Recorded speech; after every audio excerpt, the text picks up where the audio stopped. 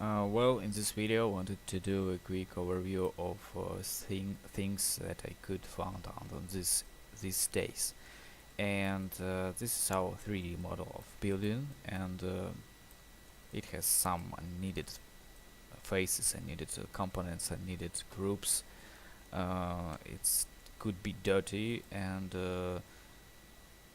have some strange areas inside it, and we need to make sure that we have all the sides that all the sides has details. So all the walls have windows, doors, some wood elements, and other things. Because we are going to do baking render from all the sides of the building, and we need to make it really high poly, really sometimes extremely detailed. So we need to do everything to make it looks great. And the next step is to make a low poly version of this building, and it should be just a box, just a simple box. We need to do it as uh, maximum simplified as we can. Uh, so I just used a blank color. We don't need any textures on our low poly version, and we need to care that our low poly version stands in the same place that high poly version stands. And also we need to make sure before importing to Blender, we need to explode everything to 0 stage, so I can select any face I want in both of them, in high poly and low poly version too. Well, generally low poly should be very clean inside, very optimized, like we did it for Google Earth layer, 3D building layer. So it should be clean and very simple. Well, we are ready to import it to our Blender scene, preset scene. Let's do it. Well, I already did it, and first of all, I want to say that this scene is well, it's some kind of V-Ray preset scene, Disney style. I'm gonna tweak it in nearest future, and I'm going to match it as much as I can. For now, I just added one light source and matched some colors, created environment lighting and ambient occlusion, and nothing more.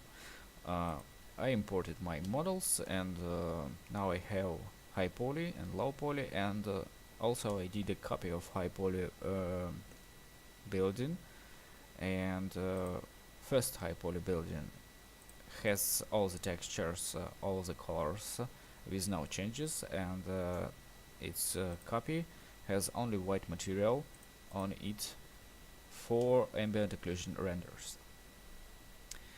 And also I have a camera which stands at 45 degrees and orthographic. Well, the same thing as the camera in V-Ray Disney style scene. And we need to make a bake from high poly to low poly, and for this reason we need to make sure that we set high poly version is renderable. We need to select it, and we need to select low poly holding shift key.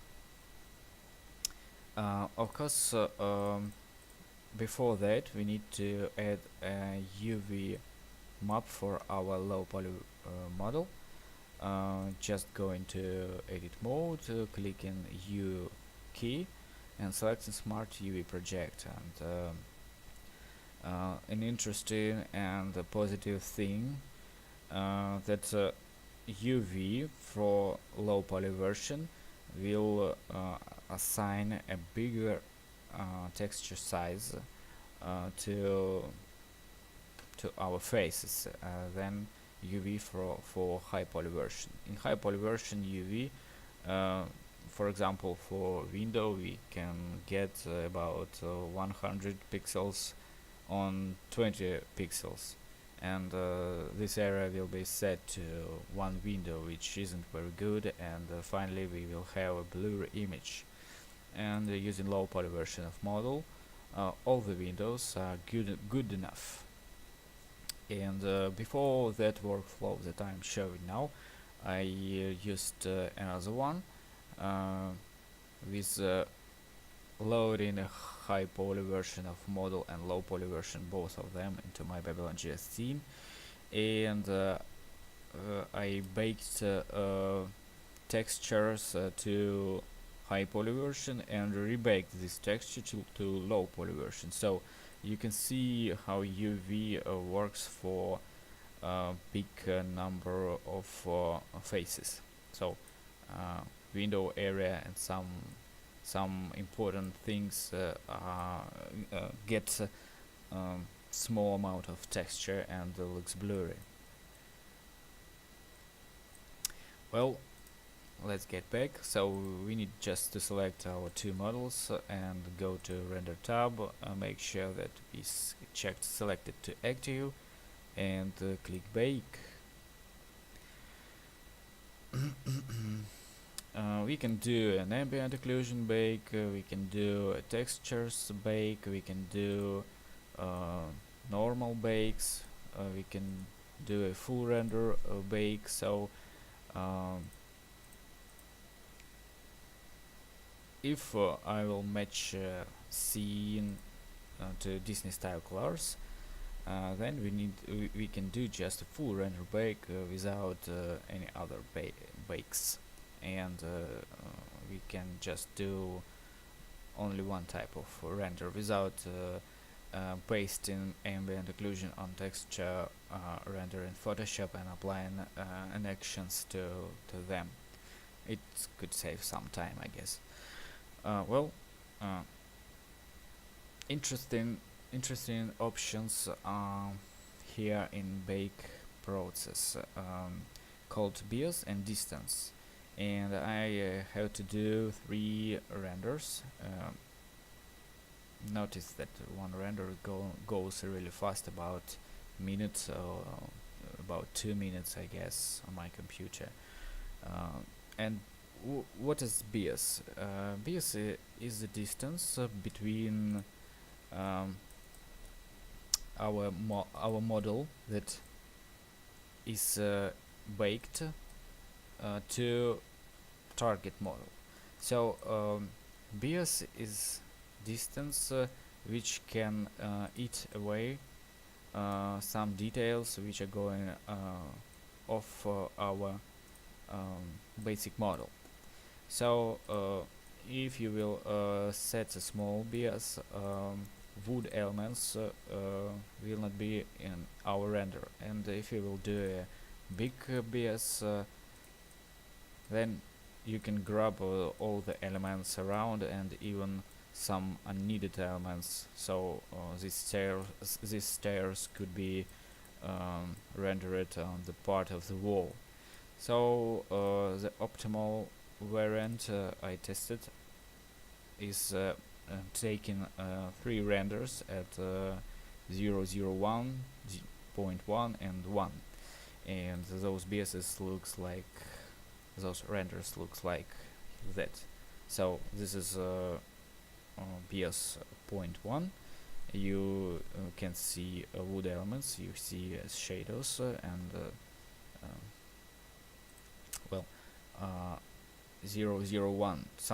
Even some doors and some windows are of our render view, and BS1 is the best one. And we can just combine some areas in Photoshop, cutting and make pressing Ctrl E on the layers.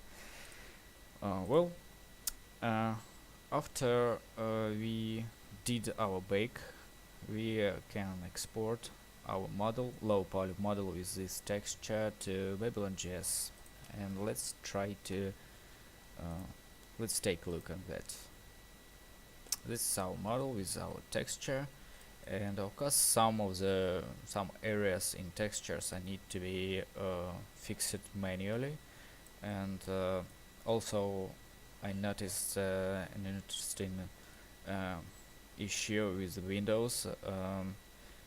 On our UV map, some windows are rotated a little bit, and in render they got some aliased effect, and this thing could be fixed just rotating both target and selected models on some amount of some degrees, something like that, and the render will be fine, will be just the same as another good Windows.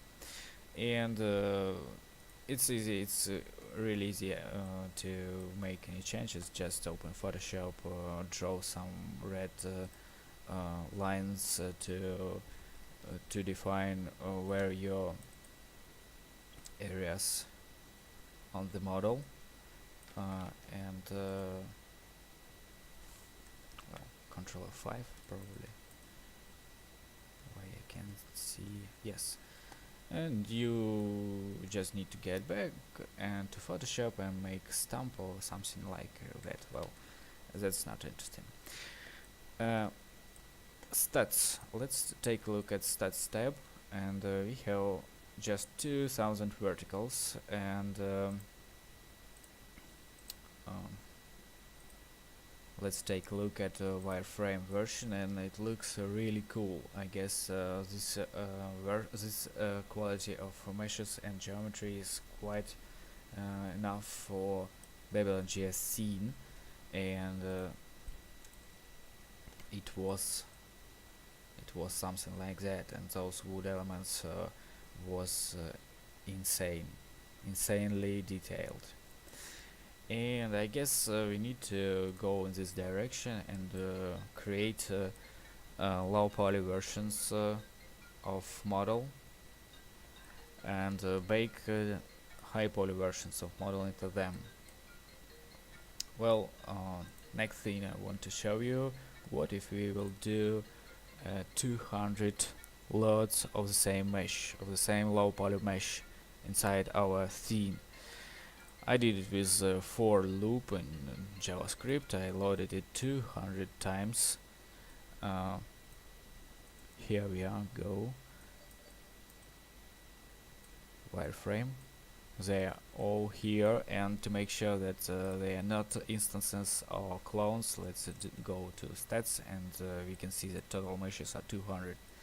So we have really 200 low poly buildings here, and everything looks great on desktop browser, about 60 FPS. It's really great. And let's take a look at mobile browser. Let's take a look at my Android phone.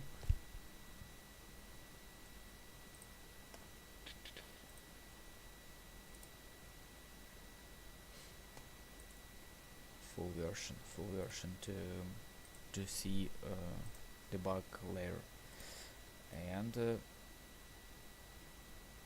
that's it. We have, let's take a look at stats to check our FPS. We have about 36, 40, 55 FPS. Of course we can hide some elements which are standing on far distances, and do other simplifications and other things. But I guess even 35 or 38 FPS in mobile browser is good enough. And let's take a look on meshes.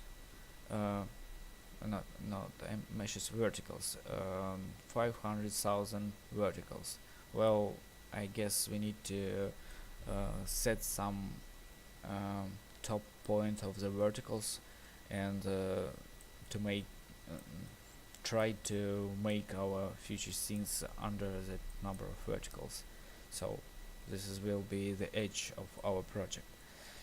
And I guess with that I told everything I wanted to with about this workflow, and also I wanted to show tests with PNG textures, and everything was very simple. I just had to set opacity layer of my material and set the same texture to opacity texture. Of course, I forget about backface cooling, which allows us to see our plane from the backside with the PNG texture. That's cool and that's great.